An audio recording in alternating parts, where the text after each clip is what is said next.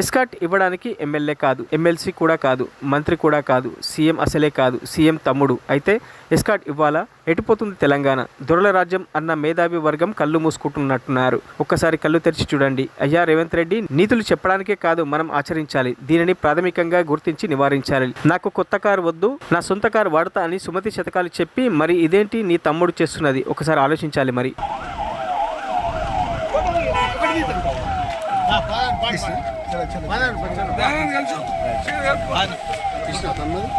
Video తీసిన పెడతాను.